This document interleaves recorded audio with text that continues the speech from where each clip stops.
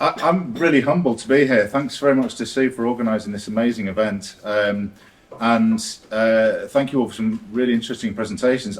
Just to set the scene, I'm not a scientist, I'm not an ecologist, I'm not a conservationist. I actually come from a commercial background. But I do love nature, and hopefully in my presentation I'll show you how people like me can be really important to the work that you're all trying to do. First of all, last session of the day in a darkened room, so I'm going to use a bit of audience participation just to make sure you're all awake. So, show of hands please, who's visited the island of Sark? Excellent, you're all awake. So yeah, in all seriousness, who thinks that their role is in some way involved in engagement? Excellent, very good. Who has heard of Team Wilder or Next Door Nature? Also good. So just to explain, I'll comment a little bit more, but Team Wilder was the original name. The Wildlife Trust, who Lee's already mentioned, covers 46 across the Federation, across the British Isles. They got some funding, but that funding, as it often does, required a new and interesting project. So they had to rename it as Next Door Nature. But that funding doesn't cover us in the Isle of Man because we're not in the UK, because it came from the Lottery Trust. So we were able to stick with the original name Team Wilder, which we think is a bit better. Just to give you a bit of background on me, I've been with Manx Wildlife Trust and moved to the Isle of Man 5.5 years ago for the job.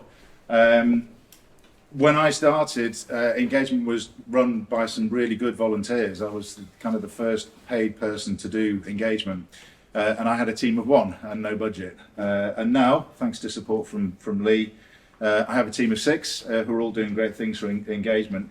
And I would like to take a lot of credit for that, but actually it's just that there's a general move from traditional conservation to engaging with people. As Richard said before, it's about people and nature. And unless you're a Bond villain who thinks we should wipe out 99.9% of the human population, which you might be, then we're in this together. We're only going to solve the issues that we have with people and nature working together. Okay, Team Wilder. So somebody put your hands up, so hopefully you already know what we're talking about. I've deliberately put some fairly fluffy pictures on screen because Team Wilder is a lot of things. The credit for originally coming up with the concept of Team Wilder should go to Hampshire Wildlife Trust. And it's about a move away from traditional engagement to empowerment. So less facilitation, more empowering people to do their own thing. It's about trying to get that 1 in 4 people, that tipping point, to engage with nature and do something for nature. And it's about rewarding and celebrating those individual little things that people do that are good for nature. Community organising is a large part of it, and I'll come into that a little bit more later on. But it's not about us going out to communities and going out to the public and saying, look, this is what we need you to do. We need volunteers to do this particular task.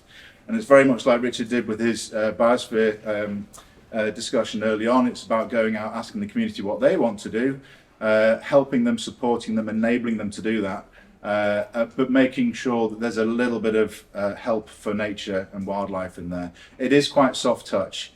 And I remember in one meeting we were discussing about getting local community groups to grow veg in a community veg patch. And our chair said, is this what a wildlife trust should be doing? Should we be trying to convince people to grow veg? And absolutely yes, that is a very good example of what Team Wilder is all about, because it's connecting people to nature. A few people already have talked about people's connectivity and understanding of where their food comes from, and it's all about that process. So it is very much a journey. Just very quickly, we did a Douglas Beach Day, so that was some sand art that we did, and a local drone pilot took some pictures for us. And this very recently we have our own mascot called Tarvey the Tern. I know it looks like it's tappy, but it's Manx Gaelic, so it means fast, and it's pronounced Tarvey. We gave the public the vote, and they chose the word that's really hard to pronounce, based on how it goes. But that is obviously a really good engagement tool, and we can use that to go out to communities without setting up a laborious event. We can go out there and just let people soft touch, come up to us, what you're up to, why you're dressed up as a tern, and we can find out what sort of activities they want to get up to in their community, and then empower them and enable them to do that. So rather than me trying to explain it, it's probably better that it comes from someone who's kind of doing this in the community already. Lovely lady called Vanessa. She has some unadopted commissioner's land which she's helped set up as a community project. basically a garden, so they're growing veg there, they've got wildflowers, they have family events there, brings the community together. The commissioners, our local council, love it because it's making use of the space, and it works for us because it's getting people to engage with nature. We have no desire to brand it, although I did produce this video, so I have put our logo in the corner of it. But if you go to the community gardens, you won't see a Manx Wildlife Trust logo in the corner of the garden. It's their project. We're just there to help, to enable, to support, to give advice. And, you know, if they're doing things in a wildlife friendly way, celebrating that. If they're not, you know, giving them some guidance on how better to do it. So I'll give over 10% of my presentation to hear from Vanessa.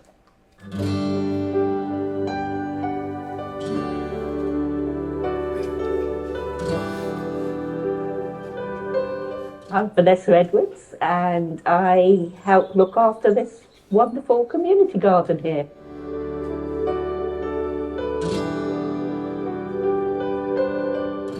It's a garden where people come together for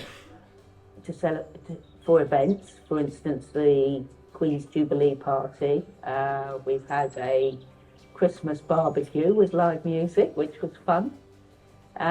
Also, we hold workshops like we're doing today, which is tremendous fun and gathering momentum, and people get ideas for what sort of workshop they'd like to engage in, but fundamentally about wildlife, community gardening, and helping to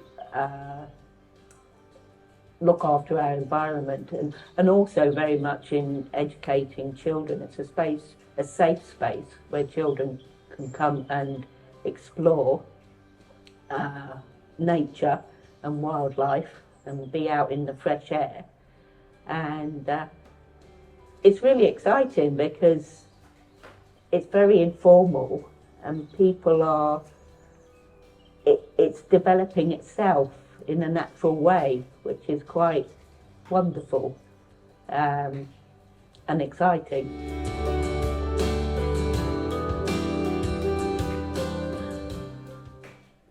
Okay, so nothing groundbreaking there. I'm sure there's projects like that happening across Jersey, Guernsey, Sark, Alderney, etc. It's more about how we go out and look for those projects and support them. So I mentioned team was important in this, and Lee has stolen my thunder a little bit already and mentioned Lucy, who is fantastic. So she is our Team Wilder coordinator. She's funded by TWT, the Wildlife Trust. While she's working, she's actually doing a master's degree in sustainability and behaviour change with cats in Wales. So you know, everything really fits with where she wants to go, what she wants to do, and she's really taking that energy out into the community, which is doing wonderful things. We also have our community ranger, Hannah. Again, Lee mentioned her earlier. She is currently partly funded by Lloyds Bank, and we're in negotiations with the moment to extend that for another 2 years, which we're hoping will be 100% funded by Lloyds Bank, which is really exciting to kind of combine corporates with the work that we're doing and the work that Hannah's doing, especially within the community.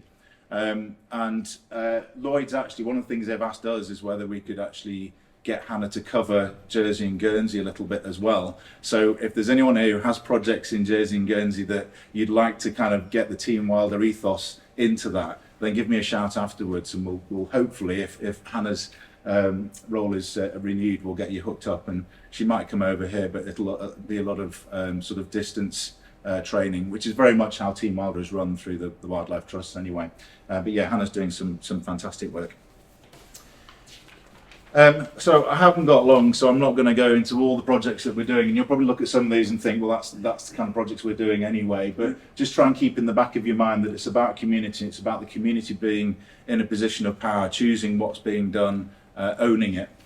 So this is one of our reserves we've had for a while. We've changed the name recently to MWT Onken Community Wetlands, and Hannah is working with a community group to make decisions about how that community is run. How that reserve is run, sorry. And I think what's important about this one for me is it's a very small reserve. It's not our best reserve for wildlife by a long shot. I think I don't think Tricia, our reserves manager, would mind if I said that she probably wanted rid of it. But it's in our largest area of residential area on the island, Onken, just next to Douglas. So in terms of engaging with the community, it's really, really important. And actually, if you go there now that the community is getting there on a regular basis, removing gristolinia and pendulous sedge and stuff like that, it's actually a really nice place for wildlife. And you can go in there, you can be probably only 10 meters from the fence on either side, but it feels like you're in a completely wild space. And in our current climate of trying to get people back in touch with nature in a built-up place like that, I think that's really, really important. Lee's already said a lot about Milltown Gardening Club, but Hannah's been Hannah's been running a gardening club there, which again is great and getting people connected back with nature. Lee's already talked about the prizes. There's a fantastic chap called Joe Cant who's he's retired but very, very experienced, and he's running lessons and getting younger people up to speed on how to grow veg and that sort of thing. Just a really nice thing to do. It's open to all ages. They have 11-year-olds, they have 70-year-olds. They've had groups of neurodiverse students from the college come down. So again, just making that place a hub for local community and making sure that nature as a theme is running through everything they're doing there is really important for us. I want to tell you a little bit about this one because I've had a few conversations with people here. I think I said that my presentation probably have the least science or data in it of all of them today, but this is what the Isle of Man government calls Nature Recovery Network. We call it How Wild Is Your Land? But essentially it's a tool that surveys people on how well they manage their garden or their office space or their churchyard or their community space for nature.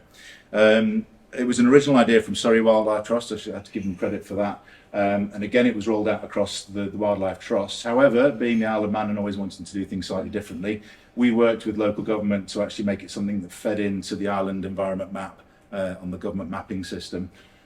So you fill in a 2-minute survey, and it's important that it is only 2 minutes. We want to make sure people do it, so it's nice and simple. And you answer questions like, have you got a pond in your garden? Does it have fish in it? Do you have hedging? You know, pretty basic things. Do you put nest boxes up? Do you put food out? And that gives them a score. And if they score over 50%, that can actually go towards the 30 by 30 targets. But for us, it's less about trying to find out how many are already doing great things for nature and more about getting people onto that journey. So when you go to one of those questions, and if it says, have you got a pond, right next to it will be a link that takes you to a page on our website about how to build a pond for wildlife. So we're getting people thinking about it and getting them on that journey. So this, I downloaded this version just before we came here, so end of last week. So all of these purple dots are people who've signed up. You won't be able to see some of the really small ones. That's my one up there. These are ones where people have filled in the survey and they've scored over 50%. So they've gone on to the 30 by 30. So it's never going to be huge swathes of land like the upland. And as I say, for us, it's more about getting them onto that journey. Education is really important to us. Obviously nothing new about education, but we do have Beth, who is a new education officer for us. That's given us an ability to rethink how we do education. And Beth is currently working on her strategy for education going forward. She's coming up with 4 themes that she wants to push throughout the schools. And we want to come up with a shared experience for all school kids, an entitlement to a shared experience of nature that, you know, we probably all remember something like this. I remember as a kid going pond dipping with school, and it stayed with me all my life. So it's getting that connection to nature at a very early age. And Beth is very, very good at doing that.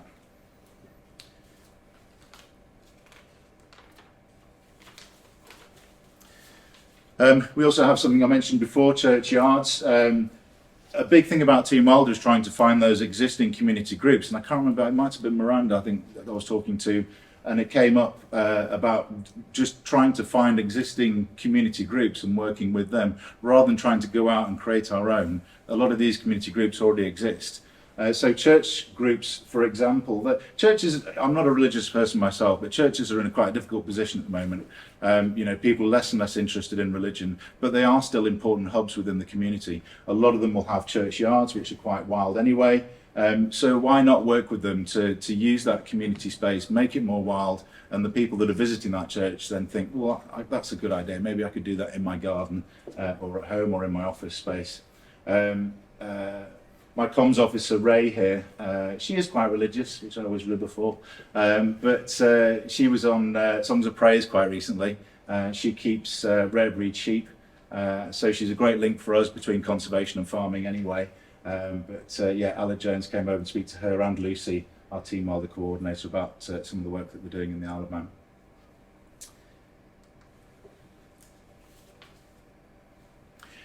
Clearly, I haven't got enough time today to go through all the events that we do.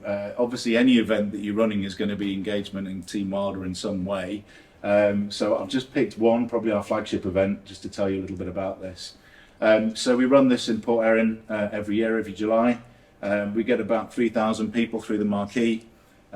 We have live specimens in tanks that we spend a lot of time and effort, Laura, setting up a saltwater system to keep them happy. Addition last year and this year was we actually had glass tanks as well, so that people could see through, and that was actually a huge hit because people could take selfies through the tank. That seemed to be quite a popular thing.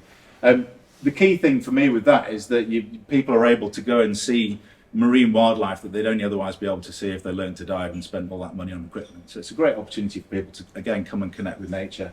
That was actually the first Festival Sea that I was involved with back in 2018, and you can just see on their faces how important it is to them. But we have changed it with Team Wild in mind, and we're trying to get people to act upon what we're telling them, so they don't just come and see wildlife and then walk away. We've got 4 streams that we're trying to get them to think about when they go home.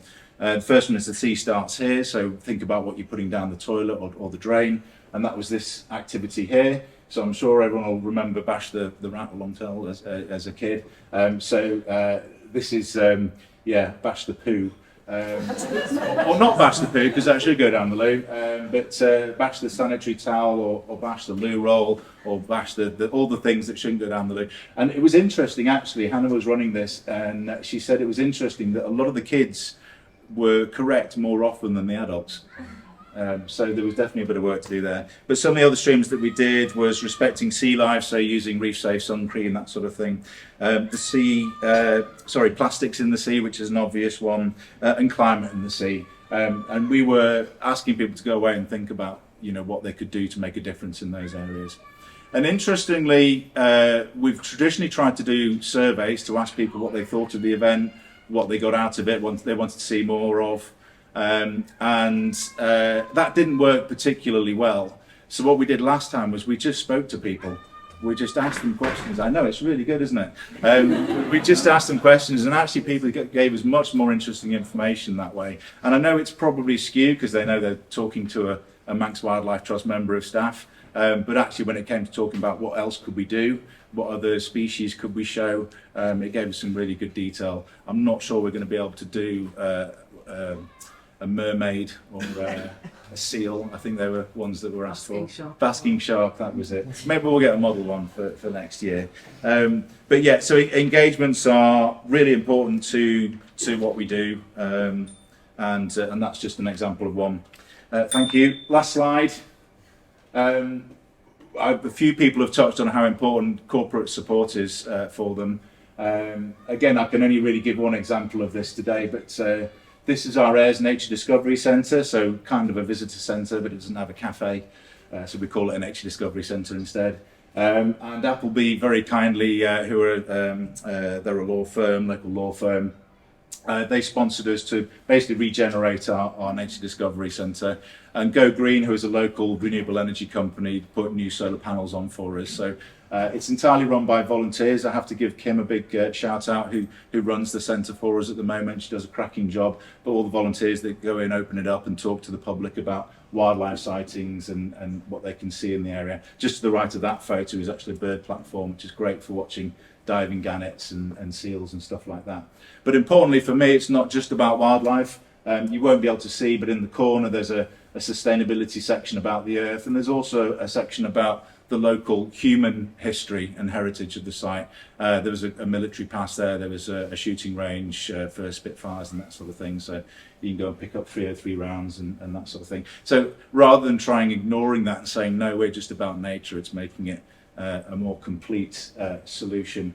And I think as we go forward, clearly business support and money is going to be very important to us, and as I mentioned before, Lloyd's and many of our supporters are pan-island, so I'm really pleased to be at this event today, and I can see us all working together quite a lot more to make sure we get the best out of those corporates who are Pan Island. And maybe one day we could get you all over to the Isle of Man and maybe, you know, show you what we're doing there more locally. But I'll finish there. Thank you very much.